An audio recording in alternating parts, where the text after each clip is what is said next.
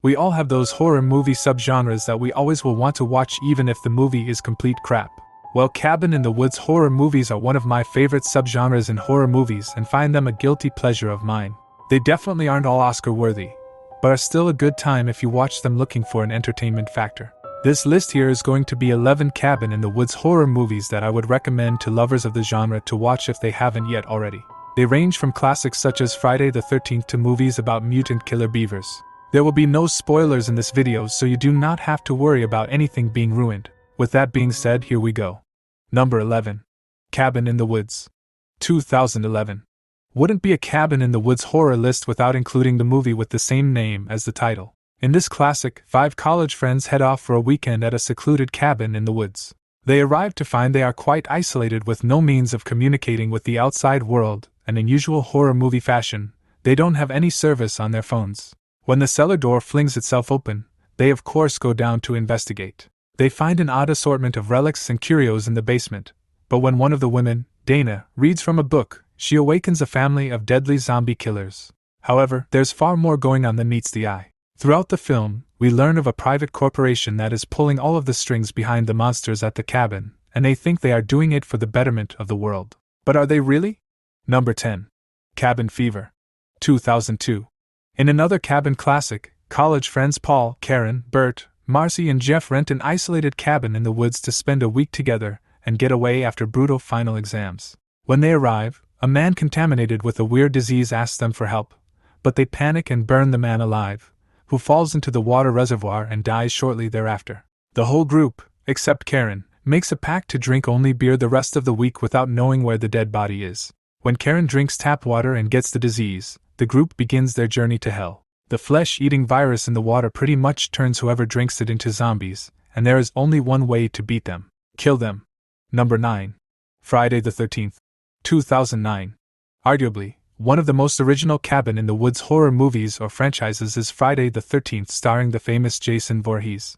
A group of young adults set up tent near the abandoned summer camp where a series of gruesome murders are said to have taken place back in 1980, called Camp Crystal Lake. The perpetrator was a grieving mother, driven insane by the drowning of her child, Jason Voorhees, whom she believed was neglected by the camp counselors. As legend has it, the last survivor of the attacks beheaded the woman. But then Jason came back, and now he is a vengeful and inexorable killer, wielding crossbows, swords, axes, and other sharp instruments. The legend proves horribly true, as these campers quickly discover. 6 weeks later, the brother of one of those campers distributes posters of his missing sister. The police believe she took off with her boyfriend, but he knows better and is determined to find her. The brother crosses paths with an uptight young rich guy who is having his girlfriend and friends over at his parents' cabin. The brother ends up at the cabin himself just before his sister's attacker sets upon them all and cleans house as Jason always does. Number 8. Evil Dead. 2013. Evil Dead has been one of the most historic horror movies franchises that has built a cult-like following, and it sure does deserve it. This one I am covering here is the 2013 remake of the 1981 classic The Evil Dead, and the remake sure does the original justice as many other franchises have failed to do recently. A long, challenging rehabilitation weekend awaits young opiate addict Mia, who has one last chance to kick the habit for good in the isolated family cabin in the thick woods. However, as Mia's estranged brother David and his girlfriend Natalie meet up with David's old friends, Olivia and Eric, a hair-raising discovery in the cellar will soon lead to a frantic night of demonic possession and madness. Now, an ancient malevolent force demands blood and the precious souls of the living. Who can stop the ever-growing evil of the encircling forest, and will anyone make it out alive? Number 7. Tucker and Dale vs. Evil. 2010. Tucker and Dale vs. Evil is a satirical spoof of the cabin in the woods horror genre, but they do make it very entertaining and gripping to watch the whole way, even though it is a horror comedy. 2 lovable hillbillies, Tucker and Dale, are headed to their fixer-upper vacation cabin in the woods to drink some beer, do some fishing, and have some good best friend bonding time. But when they run into a group of preppy college kids who assume from their looks that they must be inbred, chainsaw-wielding killers, Tucker and Dale's vacation takes a bloody and hilarious turn for the worse. The preppy college kids believe that Tucker and Dale kidnapped one of their own when in all reality, that's not the case at all, and Tucker and Dale are 2 gentlemen who wouldn't hurt a fly. Or is that all a front? Watch the movie to find out. Number 6. Secret Window. 2004. Secret Window stars Johnny Depp as Mort Rainey, who is a successful writer going through a rather unfriendly divorce from his wife of 10 years, Amy. Alone and bitter in his cabin in the woods, he continues to work on his writing when a stranger named John Shooter, played brilliantly by John Turturro, shows up on his doorstep, claiming Rainey stole his story and he wants the truth to be made public. Mort says he can prove the story belongs to him and not Shooter. But while Mort digs around for the magazine which published the story in question years ago, things begin to happen around Shooter that he can't quite explain. Mort's dog dies, people begin to die all around him, and his divorce proceedings with Amy continue to get even uglier. It seems that Shooter has Mort over a barrel, but perhaps Mort has his own ideas on how to resolve all the problems that plague him lately. How will Mort deal with Shooter in this one? Number 5. Knock at the Cabin. 2023. Knock at the Cabin is M. Night Shyamalan's most recent mystery thriller that has been released. This wild story follows 4 menacing strangers, led by Dave Bautista, armed with elaborate brutal weapons that break into a remote Pennsylvania cabin in the woods and take hostage of the family of 3 living there. The mysterious, soft-spoken intruders demand a nearly impossible choice from the paralyzed homeowners to decide who will willingly die in the name of a noble cause. Instead, as the insufferable burden of choice ratchets up the tension and the prisoners' desperate pleas for mercy fall through, an agonizing question arises. Why should they trust the 4 psychotic fanatics? The 4 strangers try to explain that the world is going to end unless one of the 3 die and the homeowners want no part of them in their home anymore. But signs start showing that maybe the 4 psychos are telling the truth and maybe the world will end if they all get to live. What would you do having to choose between killing a loved one or having the world end? Number 4. The Final Girls. 2015.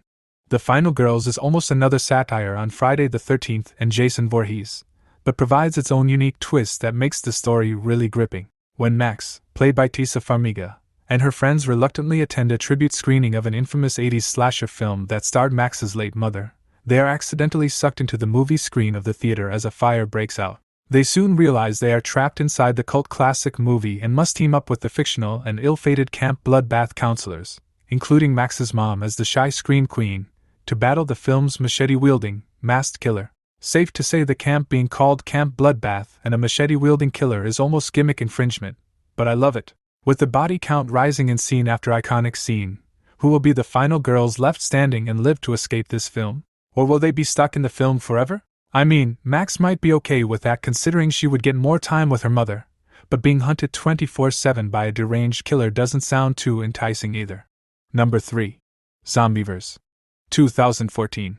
Alright, hear me out. Yes, the title sounds something like you would expect from a Sharknado production company, but the movie isn't near as bad of quality. It is enjoyable if you can suspend your disbelief for 90 minutes.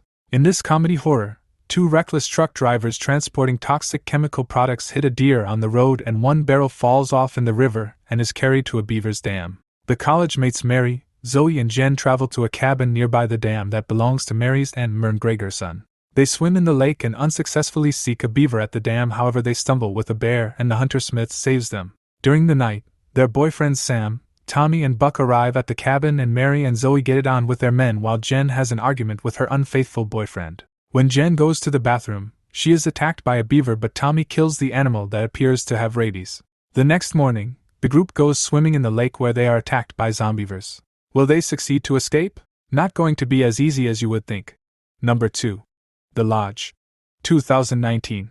In the wake of an appalling tragedy, the emotionally scarred siblings, Aiden and Mia Thomas, find themselves stuck with their dad's new girlfriend, Grace, for the Christmas holidays. Holed up in the family's remote lakeside cabin somewhere in the snow-capped wilderness outside of Boston, Massachusetts, they will soon get the chance to show their true feelings about Grace, when their journalist father, Richard, has to leave them in the care of their stepmother-to-be. But before long, as a relentless blizzard cuts them off from the outside world, inexplicable, hair-raising occurrences push everyone, including Grace, beyond their limits, triggering vivid hallucinations of a traumatic, well-hidden past. Now, the inner demons demand more. Is there an escape from the lodge for any of the family staying there?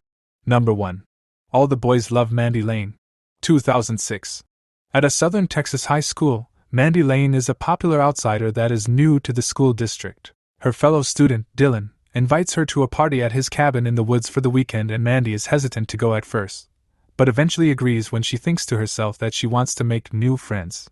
The guys joining the party really only want her to come because they think she is a smoke show and they want a chance at getting with her. When all of the partygoers to the weekend cabin out in the woods, they are having a great time until they slowly start to get picked one by some deranged killer outside. Mandy does her best to stay alive and she pairs herself with the ranch hand Garth, and starts to take a liking to him because he isn't desperate like all of the other guys there. Will Mandy get out of this one alive or will everyone there bite the dust?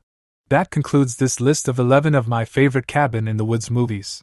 Are there any other ones that should be on this list? I'm always down to watch some new movies, especially in this genre. Thanks for watching.